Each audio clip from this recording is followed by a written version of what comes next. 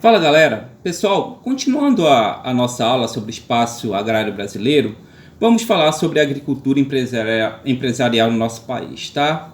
Algumas características dessa agricultura que ela tem é a aplicação de grande capital, de um grande volume de recursos, de dinheiro, tá? Que serve para o pagamento da mão de obra assalariada, para investir em tecnologia, tá bom? Então, é um tipo de atividade agrícola, agricultura empresarial, que exige investimentos elevados, tanto para o pagamento da mão de obra assalariada, quanto também para o investimento em alta tecnologia, tá, galera? Quais são as consequências, né, do avanço da agricultura empresarial? A expansão das lavouras para exportação e também para o abastecimento interno. A tecnologia empregada na agricultura também, como a gente já falou, né? É uma atividade agrícola que é moderna, então, que trabalha com o emprego de tecnologia. Uma outra consequência é a concentração da terra, que nós já falamos no vídeo passado, tá? E o aumento do trabalho assalariado no campo, né? A expansão das lavouras para exportação e abastecimento, ela tem como objetivo principal aumentar as exportações brasileiras, as exportações agrícolas brasileiras, tá bom? De soja, cana-de-açúcar, laranja, café. Tanto o produto pode ser exportado in natura, quanto ele pode ser exportado processado, já passando por algum tipo de processo industrial, tá bom? Ou então pode ser exportado in natura mesmo, como isso é da natureza, naturalmente, né?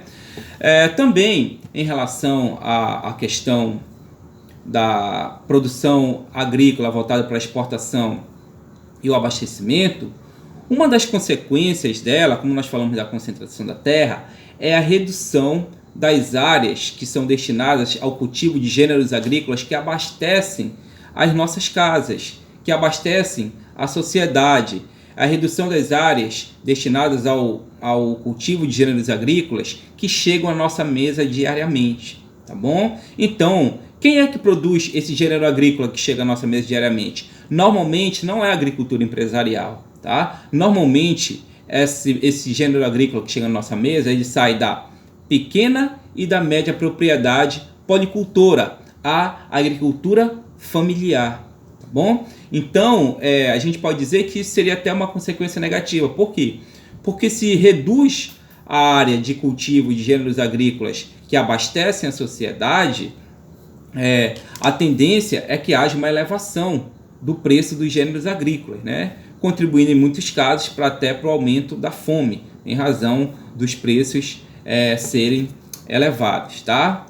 A tecnologia empregada na agricultura, ela faz utilização de máquinas, tratores, sementes selecionadas, fertilizantes químicos, ou seja, os investimentos eles são elevados em tecnologia e, consequentemente, a produtividade é elevada e também os lucros acabam sendo elevados.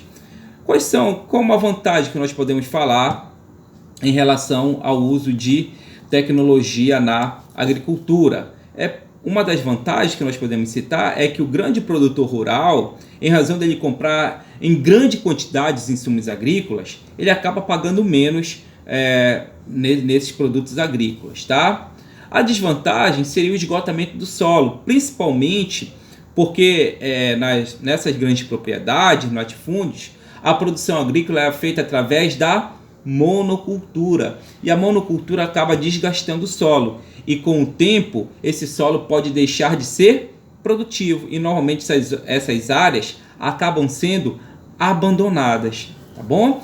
Uma outra questão também, além do esgotamento do solo, são os riscos de prejuízo que esse agricultor tem com a monocultura. Por quê, galera? Se por algum motivo externo, né, ou interno, natural ou econômico, houver uma redução na comercialização desse produto cultivado pela monocultura, se houver uma alteração no preço, no mercado, ou diminuir o interesse por esse gênero agrícola, esse agricultor ele pode ter prejuízos. Por quê? Porque ele ele planta apenas um gênero agrícola.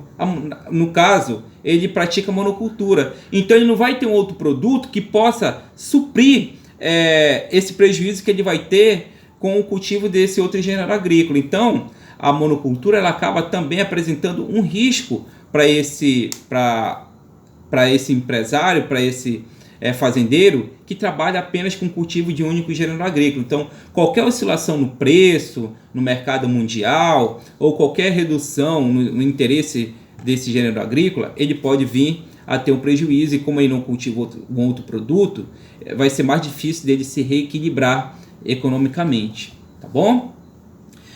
Galera, vamos falar aqui da expansão da fronteira agrícola. O que é uma área de fronteira, tá? Na geografia?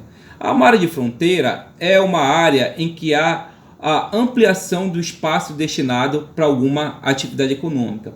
Quando nós falamos de fronteira agrícola, nós estamos falando da ampliação do espaço para o desenvolvimento da agricultura e da pecuária. São novas áreas que são incorporadas pela agricultura e pela pecuária, tá bom? No caso aqui, no Brasil, onde seria a fronteira agrícola brasileira, tá? Nós temos a expansão da fronteira agrícola brasileira a partir da década de 70, em áreas não ocupadas, desabitadas ou pouco habitadas. Quais são essas áreas? O centro-oeste, onde a gente tem a vegetação de cerrado, e também a região norte, onde está a floresta amazônica. Essas seriam, ou são na verdade, as áreas de fronteira agrícola do Brasil, para onde tem se expandido nas últimas décadas as atividades agrícolas em nosso território, tá?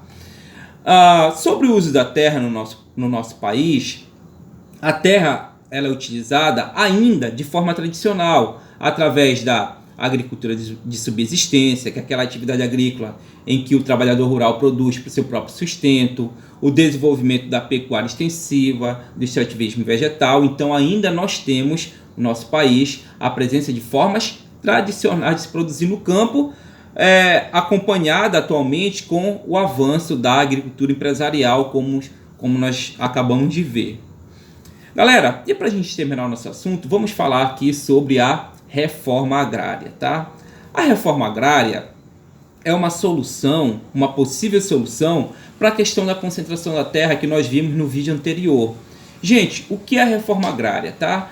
A reforma agrária seria a redistribuição das terras no espaço rural, uma distribuição mais justa da terra, para que não haja a concentração da terra, e algo que é previsto na Constituição do nosso país, tá bom? E é algo que é previsto em lei, até porque a terra tem que cumprir uma função social, que é de gerar de emprego, que é a geração de emprego, de renda, a produção de alimentos. Então, logo, se uma terra ela é improdutiva, ela pode ser destinada para a reforma agrária, através de desapropriação. Então, é qualquer terra que é destinada para a reforma agrária? Não, gente. É a propriedade improdutiva, aquela terra que não cumpre com a sua função, tá bom? Mas o proprietário da terra que tiver sua terra desapropriada para a reforma agrária, ele não fica sem nada, ele recebe uma indenização por parte do governo por essa terra que será